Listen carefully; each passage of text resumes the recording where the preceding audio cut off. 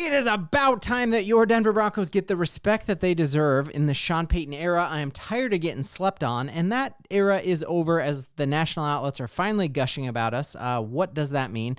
We also have news that the Broncos might be trading up to the 12th pick in this draft. Who would that be for? What would that cost? I want your thoughts on that. And then lastly, if Sean Payton doesn't go out and get one of these veteran free agents that we've broken down in these past couple videos, who is he counting on? Who is he hedging his bets on having a breakout year? We're going to go into that way more in this video. If you're new to the channel, it helps me and the YouTube algorithm out immensely if you smash that like and subscribe button.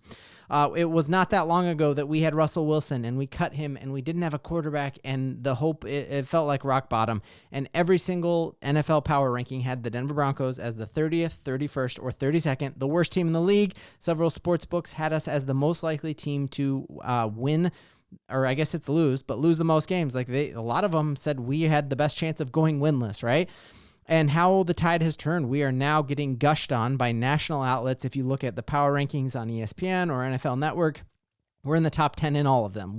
They all are predicting that we make the playoffs, and they should, because we just got better and we were a playoff team last year. I love seeing this year. This is Pro Football Focus. They have us as the 8th best team, not just in the AFC, guaranteeing a playoff spot. They say we are the 8th best team in the entire NFL. And just wait till Sean Payton has another draft class like he did last year, where all of a sudden you're playing in a playoff game and you got 5 rookies playing meaningful snaps. You have Devaughn Vele playing out of his mind. You got Bo Nix shocking the world. You got Devaughn Vele, who is a beast. You got Audric Estime, healthy scratch that game. You got Troy Franklin catching a touchdown pass in Buffalo. The future is wildly bright. If we just mildly hit on half of our picks in this draft, we are a deep, deep contender in the playoffs.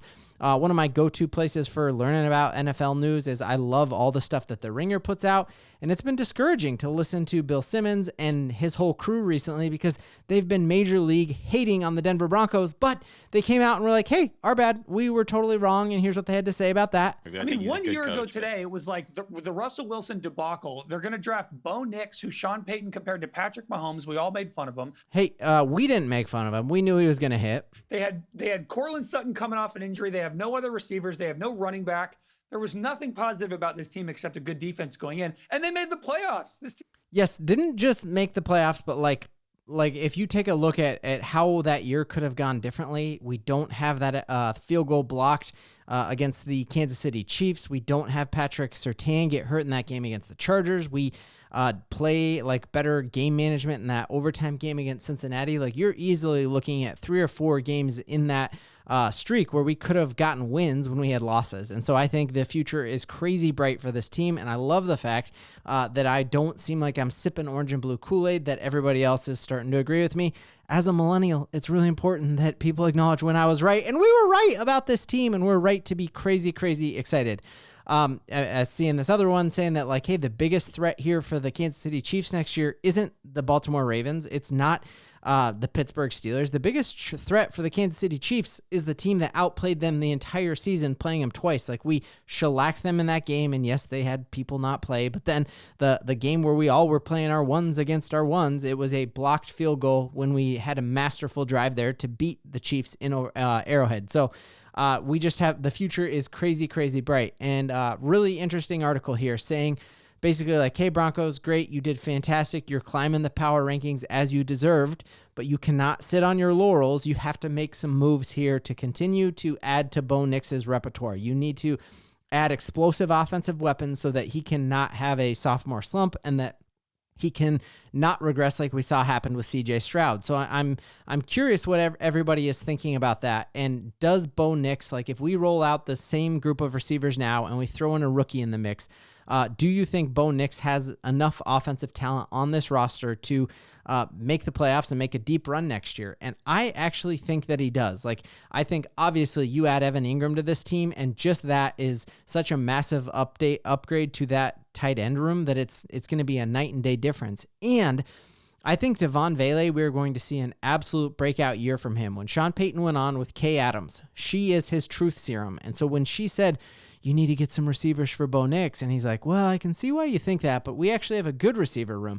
He was not blowing smoke. Like, that's his little booth thing, and he tells her the truth. He is so hyped up about Devaughn Vele. He's compared him time and time again to Marcus Colston, we already saw their RAS scores were the same. One of the wildest plays in the entire year there. Throwbacks hitting so cool. He's got a crazy awareness and ball sense there. And just his connection that he already had with Bo Nix. Benjamin Albright's tweet that I had up right before we popped up these highlights was talking about the fact that had Devaughn Vele not had those broken ribs halfway through or early on in the season, I think we would have seen a breakout year. And he was on target to have one of the best years of a receiver in the NFL as a rookie. Obviously, I think Brock Bowers probably would have beat him out, but had he, this all started in camp. Like, he is a nasty, nasty difference maker. His very first game with Bo Nix in Seattle before he broke his ribs, 8 targets and 8 catches in Seattle. And you just see wild one-handed catches. So I think if the Broncos don't end up signing one of those free agents, I think it is going to be because they're extremely confident in what they have in Devaughn Vele. We just saw his connection with Bo Nix just being pretty ridiculous. And I think when I truly think about, man, if Devaughn Vele stays healthy all year with Courtland Sutton, with Marvin Mims being that different speed maker, with an Evan Engram, I know you're hedging a lot on none of those guys getting hurt, but I feel very confident in those guys that we're rolling forward. And Sean Payton just find one playmaker in the draft. It would be sick if all of a sudden we ended up getting a Keenan Allen, Amari Cooper, Stephon Diggs, but I don't know if it's actually necessary. And the more I truly think about it, the more I think he was telling the truth to Kay Adams. Now, J.K. Dobbins, like, that would be wild to go out and get that and add explosive playmaker in the backfield. But we saw what Bo Nix did with his talent last year, and I really think that the sky is the limit. And there's a ton of excitement in Denver because of Bo Nix. It all starts with Bo.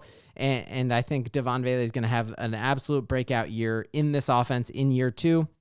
Sean Payton compared him to Marcus Colston, and it's for a reason. Bo Nix has the arm talent that all the haters say he doesn't, and it's going to be a fantastic year. So that brings us to this latest rumor here, and it's something I'd seen rumored on Twitter, and this is a BVM Sports Desk rumor. And sometimes these can be absolutely bogus, and sometimes they can not be. But what this has is that the Denver Broncos are going to make a trade with the Dallas Cowboys, and they're going to trade a first-round pick this year and a first-round pick next year to move from 12 to number 21. And by doing so, they would be able to jump up to number 12 and get Tyler Warren. Do you think that is too much to give for a tight end, knowing that the Broncos already have Evan Engram? Or do you think that's like, hey, man, Tyler Warren could be our tight end from now on, whereas Evan Engram might have 2 or 3 years of run left in him, and it would be good to go out and get more talent like a Tyler Warren?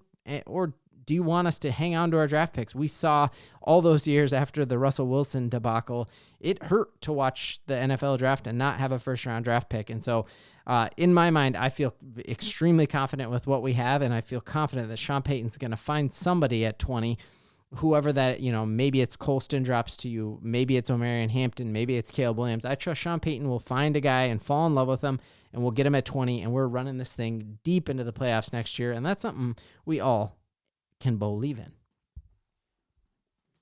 I don't have my ball, so I'll try to shoot this. Maybe that's the move. Shoot a football.